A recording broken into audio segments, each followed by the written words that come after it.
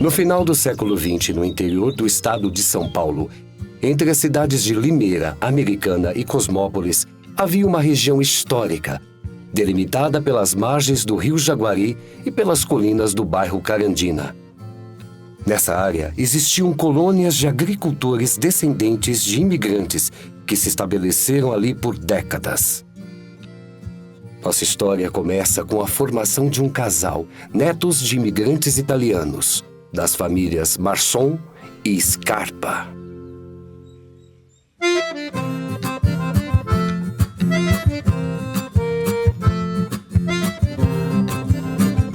Antigamente a moça não se atrevia de conversar com o moço, era eles que vinham conversar com a moça. A gente estava na festa, naquele tempo costumava assim. Hoje você vai numa festa só querer comer e beber, né? Naquela época a gente não tinha. Então a gente dava a volta, assim, era uma estrada e depois tinha a igreja. Então as moças davam a volta assim, ia até no final, depois voltava, e os moços também. Aí a gente se encontrava e se paquerava, né? Eu falei, eu vou dar um chego, ver se eu consigo conversar com ela. Ela estava me dando volta com as colegas dela. Então eu peguei e cheguei nela assim e puxei assunto lá. Ele era até bonitão. E depois a gente acabou ficando junto, perguntei que nome que ela tinha, aquela coiseira toda. Eu tinha 18 anos, ele tinha 20, acho que ele tinha. Foi no dia 27 de setembro de 1960. A gente se encontrava a cada 2, 3 meses. A gente ia na missa, na Capela de Santa Bárbara, e lá ele vinha também, a gente se encontrava. Até que passou 5 anos, aí a gente resolveu casar, né? Porque o Ancinho fazia o que era demais, o Zana era longe demais. Já saía de lá para vir no cinema no Carandina. Daí tinha baile, até meia-noite era um show do trio Canoeiro. E depois da meia-noite, aí então virava em baile, até que era o dia.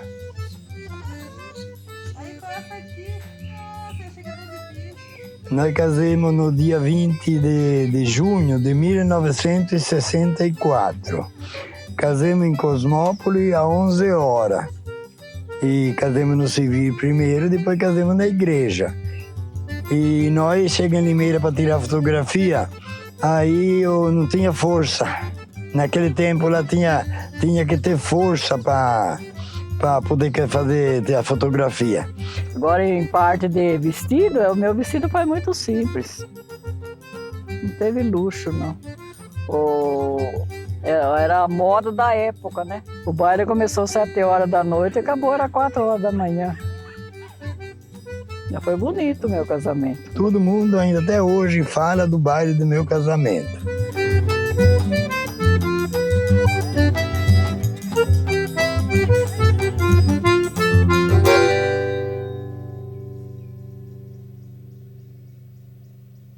Casemos, mas aí a gente veio morar ali, aí embaixo. E depois ali, mas a gente não tinha preparação nenhuma do lugar que nós vinha morar, porque era só mato, a casa abandonada. Muitas dificuldades. Naquele tempo lá a gente não tinha condução, não tinha dinheiro, não tinha energia elétrica, não tinha água encanada, nada. Mas foi difícil, porque a gente não tinha nada de poder resolver o problema. Não é que nem hoje, que já se prepara com dinheiro. Eu não tinha, saí da casa do meu pai com 10 cruzeiros, para começar uma vida de casado. Porque falar a verdade, não é que a gente vai falar. Hoje as moças, os moços casam, eles estão por dentro de tudo, né? Naquela época lá, os mais velhos não informavam pra gente. A gente era a mesma coisa de, sei lá, uma bomba que vai estourar na sua mão. Você não sabia nada, não tinha informação de nada, entendeu? E aí, enfrentar o que vinha, né?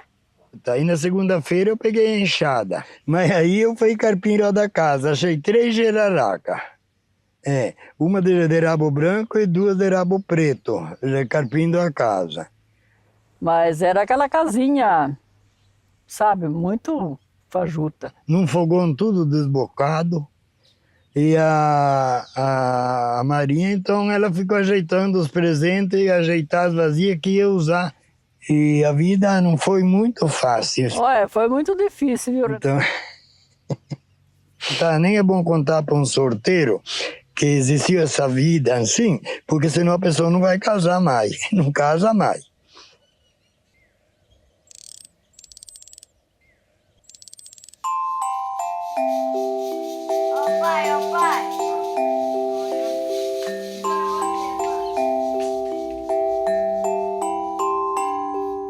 Mas depois ela ficou grávida. Mas a gravidez, a gente não tinha muita experiência, que nem hoje a turma já faz pré-natal. Eu nem sabia que existia isso aí. E aí, então, a gente levou ela, fomos até lá embaixo de a pé para levar num médico em Limeira. Nós não tínhamos plano de saúde, nada.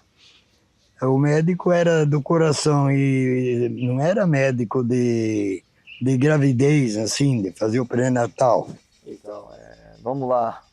A gente nasceu lá naquela casinha que não tinha força, água do poço, isolada num buraco lá.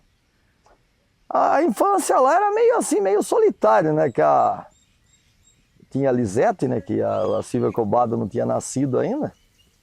Era uma vida muito simples, muito sofrida, não tinha energia elétrica, não tinha fogão a gás.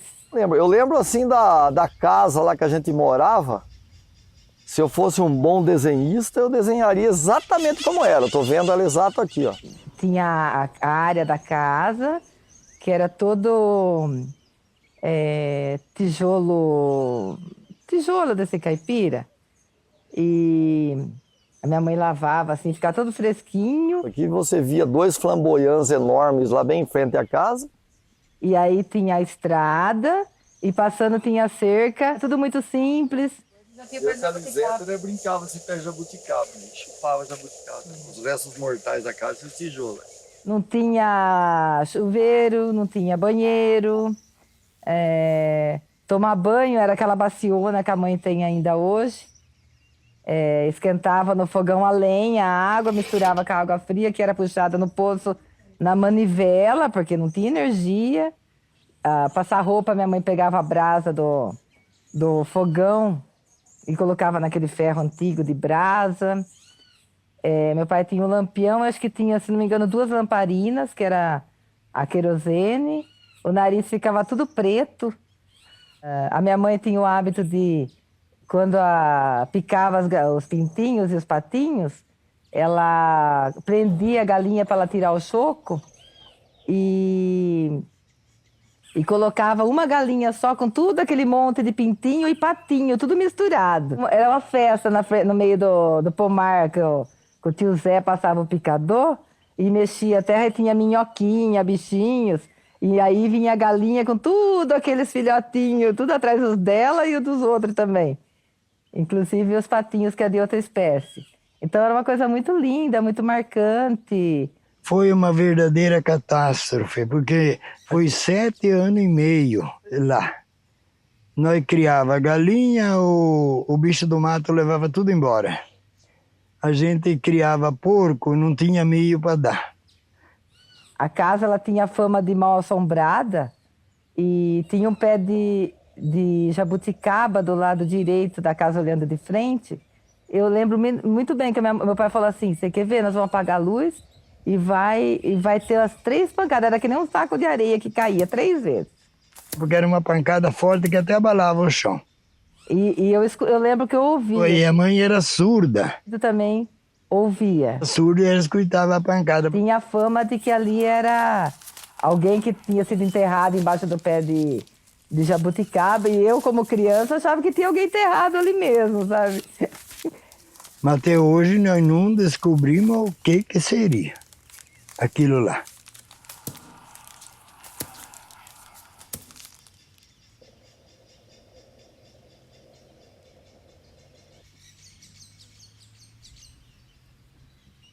Lindo, que é o Daniel.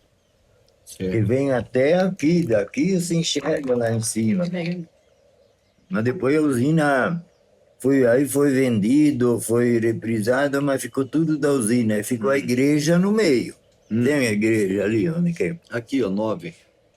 Capela Santa Bárbara, família Daniel e Fiore Janot. Então a gente começou a fazer a casa aqui e depois a gente mudou para cima, porque lá não aqui tinha força e lá não tinha. Eu lembro quando meu pai começou a construir a casa do Anjo Branco, e eu lembro quando ele começou a fazer o poço, todo o sacrifício que, coitado, não tinha a tecnologia que tem hoje. E aí no dia 1º de setembro de 1971, nós mudamos para cima. Eu tinha 6 anos e o Virso tinha 3. E eu lembro que quando a gente mudou na casa de cima, lá do Anjo Branco, eu tenho a impressão que eu tinha uma bonequinha simples, assim, mas que sumiu. Eu brinquei muito pouco com ela e depois me restou brincar com folha de mandioca, que a folha da mandioca era o cabelo e aquele cabinho era o corpo da boneca que eu fazia o olhinho. Naquele tempo não tinha o Bar do Cacilver, né? Era eu com a Lisete. A gente pegava os tocos de lenha e a calçada era um cimento bem áspero. Nossa, eles empurravam assim, elas pulavam assim, sabe? E ficava empurrando a lambreta, era meio lascada a ponta e ficava pulando. Então fazia tru, tru, tru, tru, tru, tru. Aquele barulho o dia inteiro em volta da casa.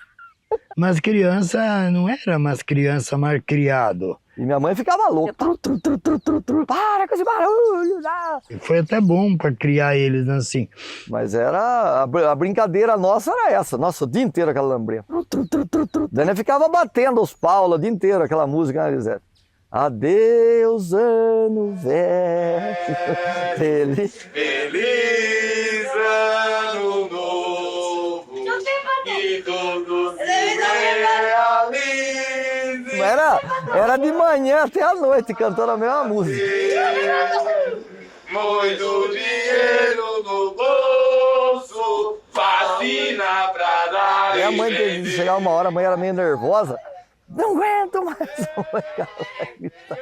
cantando o dia inteiro na minha orelha.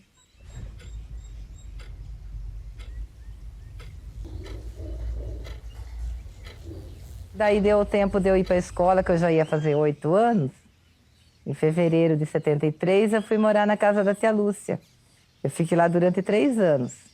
Porque lá tinha escola perto, era sítio, mas tinha escola perto. Então eu aprendi a fazer o arroz, aprendi a cozinhar. Então, dos 8 aos 10, eu era uma dona de casa e valeu a pena, porque eu aprendi muita coisa para a minha vida futura. Infelizmente, o tio Marco e a tia Lúcia se foram, o Tininho também foi, mas eu considero como segundo pai, segunda mãe, e eles meus irmãos, até hoje eu considero eles. É uma segunda família que eu tive, tenho uma parte dela até hoje. E lá no sítio era uma classe de 3 séries, tinha 4 a 6 alunos cada série. E na segunda série eu lembro que a dona Zenite Figueiredo Dias, que era minha professora, deixou uma medalha que eu tinha voltado já para casa do meu pai, de primeiro lugar, que eu tenho gravado até hoje, de 1974. E então foi uma época muito feliz. Eu lembro quando o Marquinhos judiou muito de mim, assim, mas como criança, o primeiro dia que eu cheguei lá, eu nunca tinha visto um pé de pimenta, embora eu morasse no sítio, aquela árvore linda, toda de frutinha vermelha. E eu perguntei, o que é aquilo lá? Ele falou, é frutinha, você quer experimentar? E aí eu quero. Ele cortou. Eu lembro que eu passei a tarde toda lavando a boca. E ele ria, mas ele ria. O que a gente gostava muito de acompanhar o pai. O pai ia pra roça, nós queríamos ir junto, né? Daí a gente ia até a cerca só, chegava na cerca, ó, fica aí. A gente queria sempre acompanhar, né? Queria ir pro sítio, né? Ele, a hora que ele apontava lá, eu saía correndo. E a gente se abraçava, ele sempre foi muito carinhoso. Meu pai era mais ou menos o que dava o abraço, que ia lá, todo mundo gostava, né? Fazia festa, fazia o ambiente ficar alegre, feliz e tal. E também era a parte mais religiosa, a referência moral, né? Então a mãe era a nossa gerente, a coordenadora dos eventos. Por ela ter essa função interna, então a gente... Ela não vinha dar muito abraço na gente, ela ia fazer a função do comando.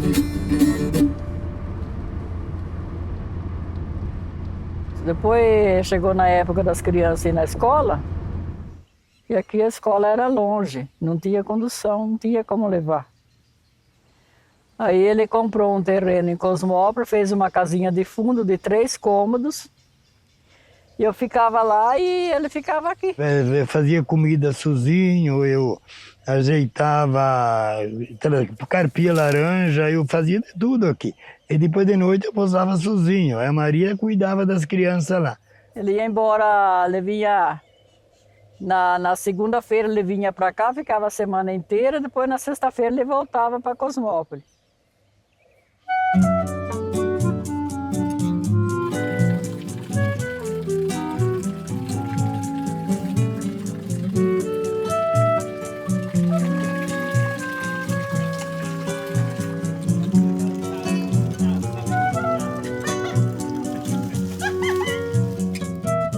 E outra coisa também que quando a Silvia nasceu, o Bado tinha 2 anos e 2 meses, né? E há uns tempos atrás ele falou para mim que...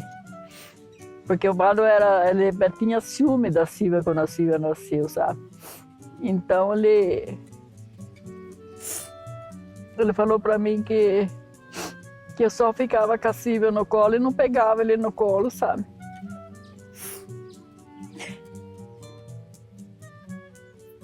Falei, não é, Bado, a gente tinha nenenzinho novo no colo, tinha que cuidar do nenenzinho. Mas eu também queria colo, ele falava pra mim, né? Tadinho. A mãe não tinha muito tempo para pegar no colo e eu queria, né? A gente achava que os caçulas eram mais protegidos, né? Então, e a gente tentava eles. A Lisete, nossa, a Lisete era terrível. A Lisete tentava o Bado com a Silvia e você olhava para eles, mãe, ele tá olhando para mim, não sei do que. E daí, às vezes, nós descia o pau neles, daí a gente apanhava. E você achava que eu gostava mais dele, mas eu, pra mim, tanto é um que nem outro. Eu não tenho preferência de nenhum. Pra mim, são todos iguais.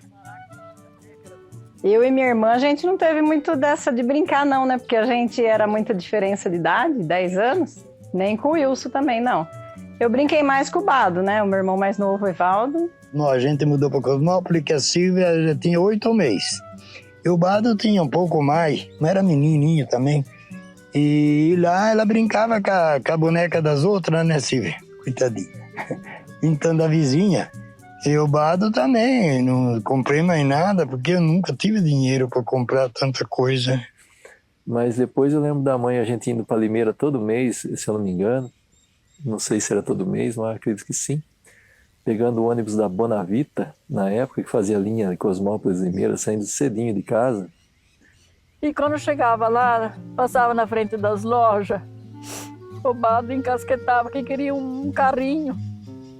Mas eu não tinha dinheiro para comprar, entendeu? Mas eu lembro de cada episódio de ter ido para Limeira e tal. E aí a mãe... Hoje eu via um brinquedo na loja, na frente da loja, e eu encanava que eu queria olhar o brinquedo, né? A mãe com o tempo contadíssimo. No último ônibus vinha 6h30 em casa, saía de Limeira. Que era tudo cronometrado, não podia perder nada de tempo, eu queria parar para ver. E quando criança para ver, ela quer pegar também, quer comprar e tal. E se eu comprasse o carrinho para ele, eu não ia ter dinheiro para pagar a passagem do ônibus, entendeu? Aí eu acho que ela passava até vergonha, porque ela tinha que arrastar eu para meio da rua, que quer, a mãe puxando, todo mundo olhando para ela, mas a vergonha que ela devia passar, né? Isso daí pra mim me marcou muito, isso daí pra mim. Mas a questão é que isso aí me vacinou, porque hoje eu não faço questão de consumir. Então, o que eu tenho para mim tá bom, não preciso ficar comprando, não preciso ter, eu preciso ser. E o ter é o suficiente, o ser tem que melhorar cada vez melhor, né? Você tem que ser melhor. E aí você tem que construir isso, né? Todo dia.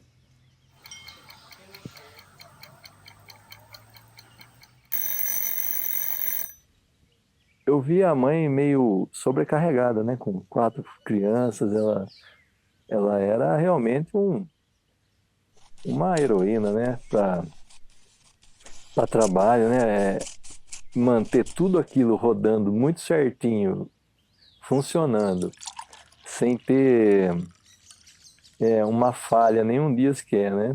Não podia ficar doente. Ainda a gente tinha do lado de casa criava frango, né? No terreno da tia Vilma, né? Que era colado ao nosso. E lá tinha bastante banana, pé de banana, bananeira, né? Tinha galinhas. Então, nossa, aquele quintal era paraíso pra gente. Porque ali a gente brincava o dia inteiro. Eu brincava com as galinhas, minhas filhas. E tinha banana no pé, a gente brincava que era sorvete de banana. Nossa, uma delícia ali. Todo dia tinha que recolher a galinha, tinha que aguar lá. Tinha uma horta também, né? Que o pai fez, a horta era espetacular. E em cima desse sistema todo, tudo funcionava muito bem. Só que exigia da mãe todo o tempo que ela tinha. Ela praticamente não tinha tempo para ela, né? O pai também não tinha. Inclusive o quarto do casal tinha uma beliche com eu e a Silvia lá, né? Não tinha nenhuma, como se diz, um canto reservado para o casal, né? Era amontoado de gente ali mesmo. 2 quartos, uma cozinha e um banheiro, né? Morava em 6, minha prima morou um tempo também em 7, mas era muito apertado. Nossa, um calor desgraçado. Casa de fundo, apertada, quente, nossa, terrível. Aí comia-se com o prato na mão, a comida, eu nunca senti falta. Para mim era um lugar espaçoso, falar a verdade, não era pequeno o negócio. Eu era pequeno, né? Hoje eu não caberia lá, né? Hoje não daria para morar.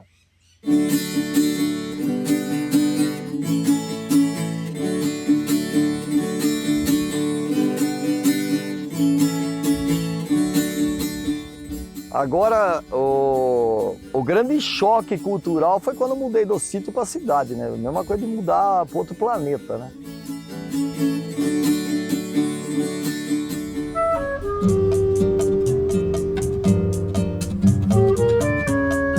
Cosmópolis, emancipada em 1944, era anteriormente um distrito de Campinas e teve suas origens nos desbravamentos da Fazenda do Funil no século XVIII. De uma pequena cidade do interior paulista, evoluiu rapidamente para um relevante centro agroindustrial, atraindo muitos imigrantes em busca de novas oportunidades. A transformação da cidade foi impulsionada pelo Zinester, que desempenhou um papel crucial na economia local e na vida comunitária, promovendo eventos culturais e de lazer. A chegada da Petrobras em Paulínia nos anos 70 marcou o início de um período de industrialização intensa. Paralelamente, Cosmópolis se consolidou como um importante polo têxtil, abrigando indústrias como Taurus, Urca e Novak. Esses desenvolvimentos transformaram Cosmópolis em um destino promissor nos anos 80, reforçando sua importância econômica e social na região.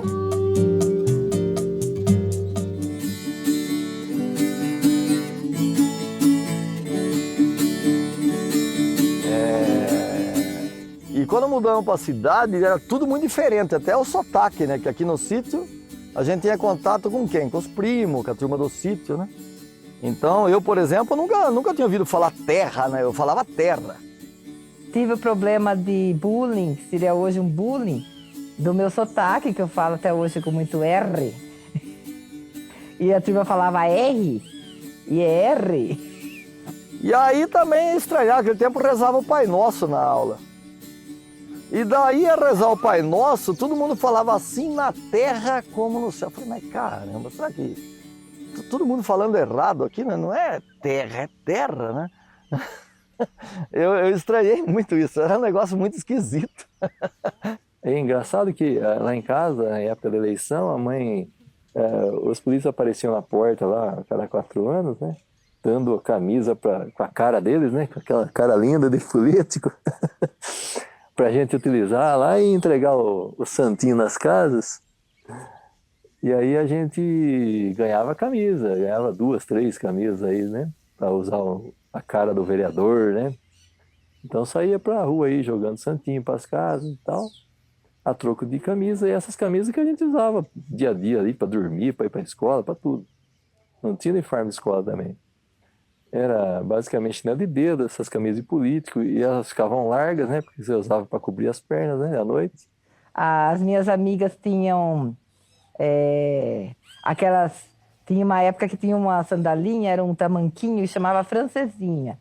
Ele era um saltinho grossinho que ficava fininho, assim, que nem um tamanquinho. E eu ia com aqueles chinelos de dedo, que hoje é chique, mas naquela época só era pobre mesmo, miserável que usava, assim. E eu tinha uma vontade de ter uma francesinha, mas sabia que aquilo era uma coisa tão impossível para mim.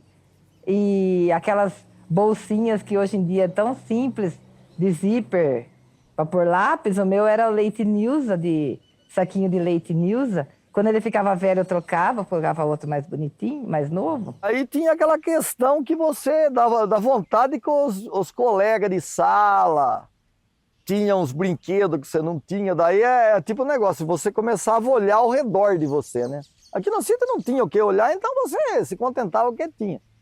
E daí já, nossa, quanta vontade de ganhar uma bicicleta que eu tinha. Ah, eu quero uma bicicleta, bicicleta, bicicleta. Só andava de bicicleta quando ia à visita lá, visitar meu pai, daí eu emprestava a bicicleta, né? Emprestava a bicicleta e daí andava com a bicicleta dos outros, mas chorava que queria bicicleta.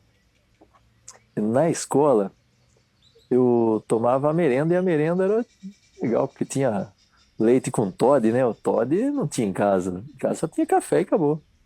Aí acaba que esse leite que a gente tomava na escola, na merenda, eu acho que era leite puro de vaca, então eu não podia com isso, né?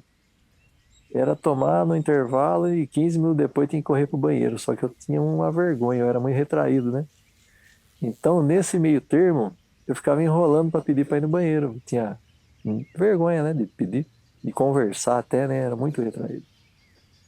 E não tinha amigo na sala, então era aquela turminha que você não conhecia ainda, você não tinha ali um apoio sentimental ali interno, então acaba que a hora que você ia pedir para a professora para ir no banheiro e ainda com medo que ela não deixasse, né? Aí não dava nem tempo de segurar, cagar na calça. Daí começamos a ir nadar na represa, escondido, né? Não sabia nadar. Mas daí a gente ia de bicicleta, todo mundo tinha bicicleta, só eu que não tinha, mas era aquelas barras fortes com garupa, né? Daí eu com o polo, eu ia com a bicicleta do polo, né? Cada pouco um pegava o volante e ia pedalando, né? Daí a gente ia nadar escondido, mas depois minha mãe descobriu, não sei como ela descobriu, acho que a roupa começou a encardir, mas eu já tinha aprendido a nadar. Já. Olha que legal, você tem que enfrentar. A questão é que cada vez que você enfrenta, você se fortalece, né? Você enfrenta. Isso passa. Mas naquela época, intolerância à lactose era frescura, né? Tudo era frescura, você tem que ser um sobrevivente, e sobrevive.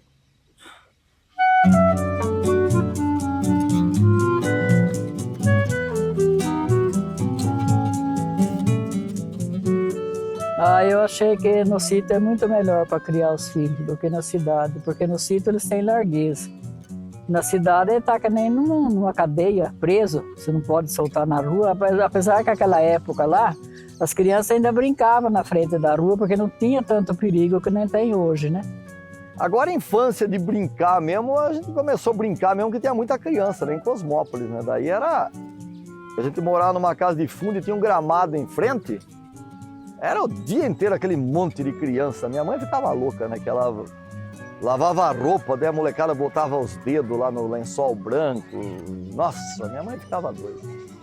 Tinha um terreno atrás de casa lá que nós ficava o dia inteiro em cima do pé de manga, jogava bola, chegava da aula, né? Chegava na hora do almoço da aula, fazia a lição rapidinho e depois o dia inteiro jogando bola descalço na rua. Nossa, o pé era um dedo de grossura assim embaixo do pé. E à tarde, às vezes à noite, a gente ia brincar na rua.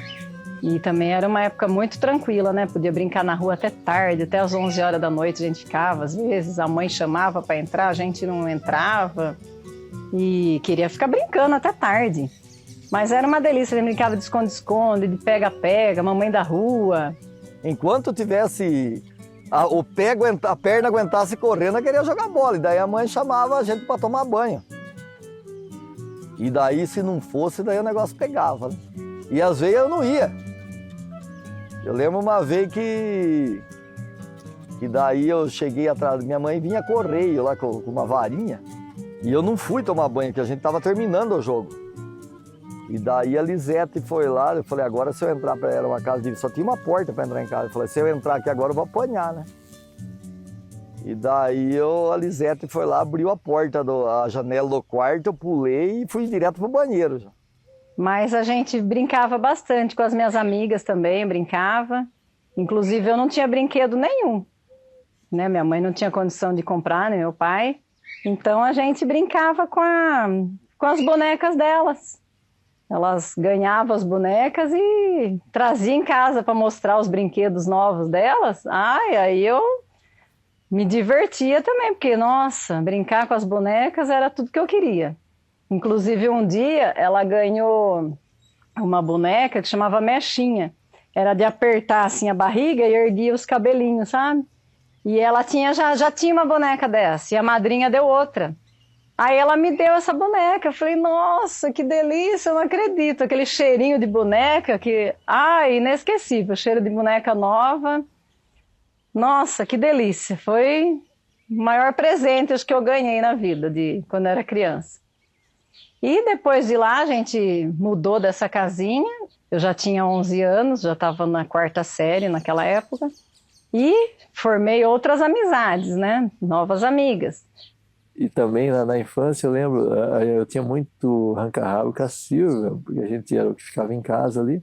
Mas a mãe, ela queria, naquela época, instigar a Silvia a assumir parte do serviço do lar, né?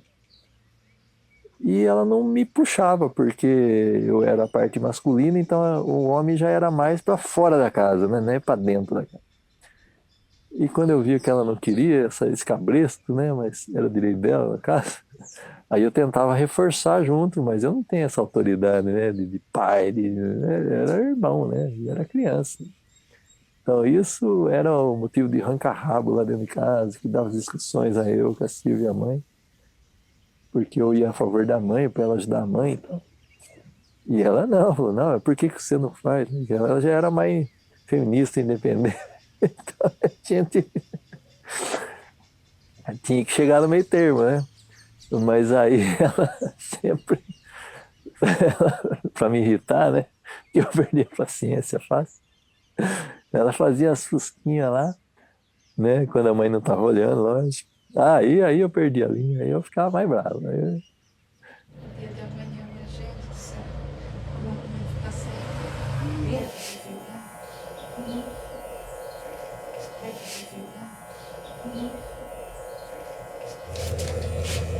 Não sabia que o senhor estava tão bonito assim. Quando tem uma beleza natural, é assim mesmo. O povo se engana. Os meninos me ajudam muito, que começaram desde quando a Lisete entrou na Taurus, que encontrei um homem lá que ajudou eu. Ele era gerente da Taurus e a Maria pegou amizade com a mulher dele e eu peguei amizade com ele. Aí ele pôs a Lisete trabalhar lá. Mas nunca dei nada para os meus filhos, porque não tinha dinheiro. O Virsão, ele é meio que é um líder natural, então ele não se deixa... ele, por ser um líder, ele não é muito emotivo, nem pouco emotivo. Ele é o normal, né? E daí com 14 anos meu pai me arrumou um serviço, né? Ele já trabalhava, mas 14 anos eu era criança, eu brincava de carrinho na rua, né? E daí a situação financeira ruim pra caramba, daí meu pai falou, arrumei emprego pra você. Tal dia você começa. Eu falei, nossa, trabalhar, mas como, né? Eu queria brincar de carrinho, não queria trabalhar. A Silvia, eu acho que é a mais coração dos irmãos, né? A Lisete, já acho que ela também é carente, mas da forma dela, né? Ela não teve atenção suficiente por ser a primeira, né? Ter que cuidar dos outros e tal. Sempre na nossa família teve muita harmonia, uma ajuda mútua entre os irmãos, meus pais, a preocupação com o outro. A organização, né? Scarpa Marçom, que era a nossa família, era uma organização já, né? Então o Virso já trabalhava na Taurus, a Lisete na Rino. Os dois ajudavam a sustentar a casa, né? Então a gente tinha uma economia de guerra. Pois eles trabalhavam, a Lisete ia costurar short lá. E o Virso, depois na hora que trocar rolo de ter arma, aí ele vinha em casa e reclamava, pai, é muito pesado, mas não tinha o que fazer, você tem que ficar aí. E daí eu comecei a trabalhar na Taurus. Daí não tinha muito tempo, né? Daí era só final de semana, né? Trabalhava das 6 às 6 da manhã, estudava à noite. Daí a escola foi lá no embaixo também, né? Nossa, não aguentava estudar, dormia na sala. O negócio era pesado. Ele me ajudava ainda, que não tinha dente tratado, ele não tinha nada. Acho que o Virso tinha tratado, tinha dor de dente. Eu levei no dentista lá, aí ele fez o orçamento, mas eu não tinha dinheiro para pagar. Aí teve que inventar para o dentista que o menino não queria mais ir, enganar o dentista. E depois ele tratou o dente quando que ele recebeu o dinheiro do emprego dele. E aí, daí eu consegui comprar uma bicicleta, com meu dinheiro. Mas eu não tinha mais tempo de andar de bicicleta, né, que já tinha 14 anos, 15 anos.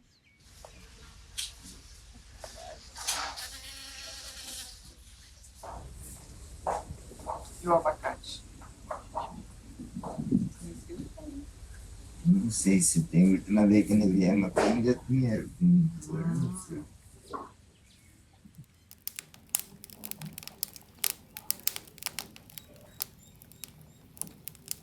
A economia de guerra, ela só compra o bem essencial, nada de supérfluo. O supérfluo fica por conta de um Danone, um Guaraná.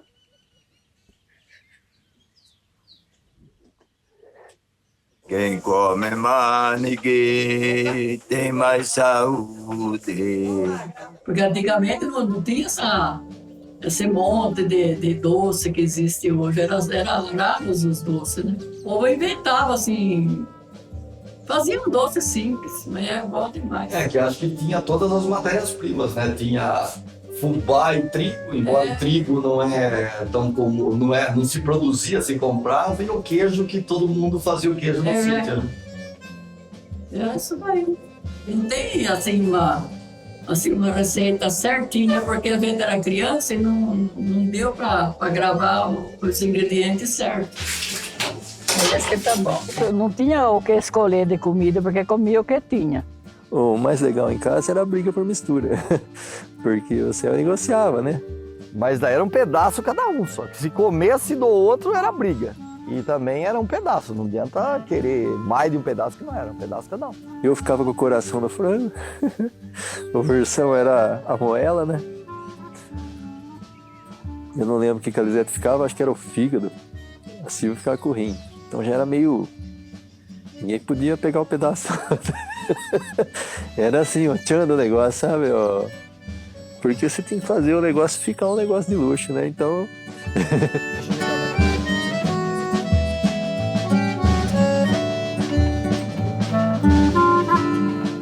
A gente tinha uma firma do lado de casa, a Taurus, e daí as mulheres e as funcionárias da Taurus, elas pegavam o Danone, né? Não falava iogurte, falava Danone, né? Então elas pegavam, furavam com o canudinho, chupavam e ficava o resto dentro.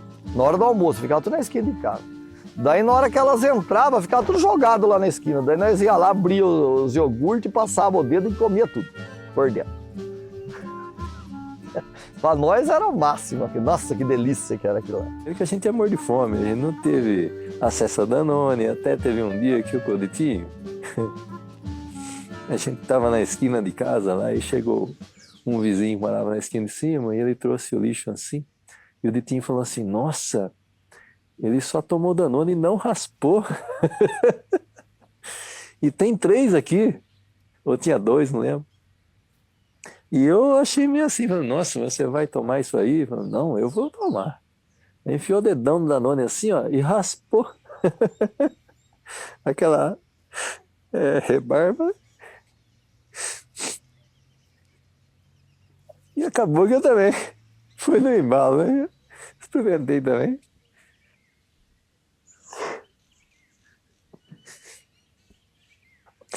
E pra gente não tinha nada demais. O de coco e abacaxi, até hoje eu sinto gosto de infância quando eu como. Então hoje eu sou apaixonada por Danone.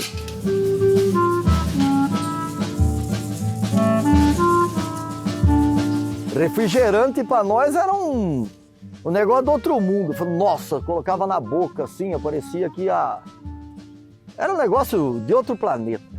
Natal, alguma data significativa. Chegava no dia 26 de manhã, mãe, dá Guaraná. Não, esse daqui é pro ano novo.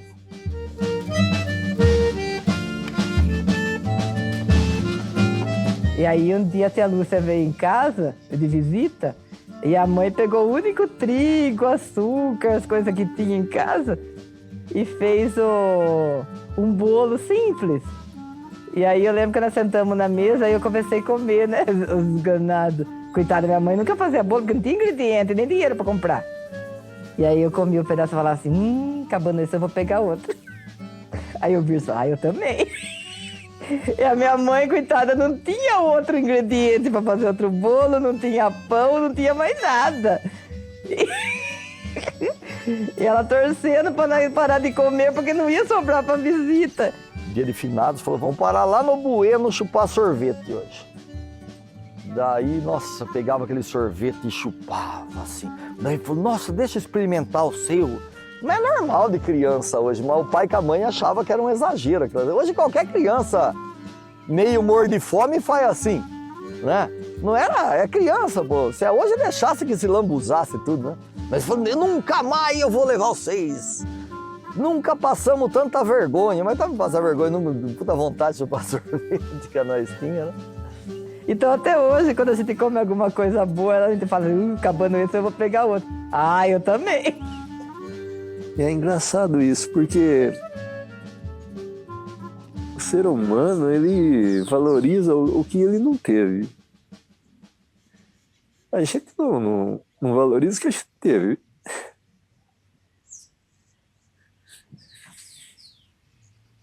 Porque o ser humano, em vez de lembrar do copo de Danone lá, ou da tubaína que faltava,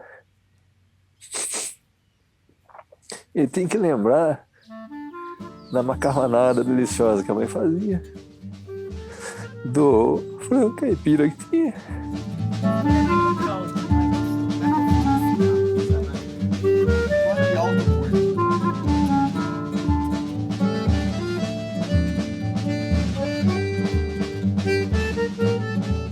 Tinha o vizinho também que ali quando eles faziam compra, aí eles traziam doce pra gente. Nossa, trazia chocolate, trazia bala. Era tudo veneno artificial, mas não morria de vontade, né?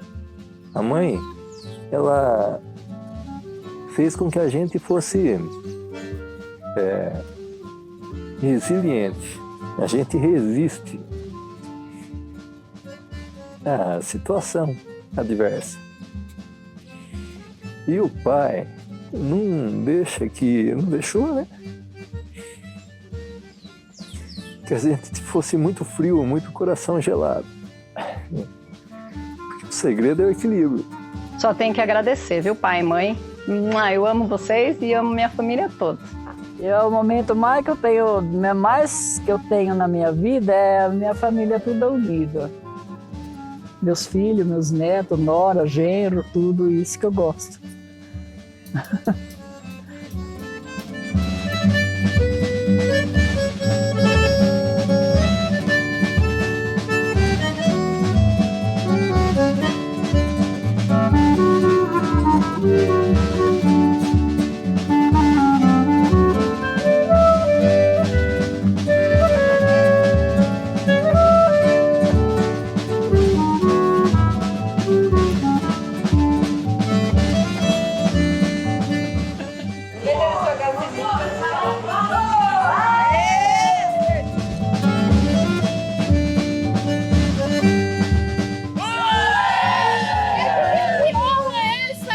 Começa aqui e termina lá. Foi um negócio mais ou menos assim. Mas se for contar tudo, é muito comprido, vai levar muito tempo. Mais ou menos assim.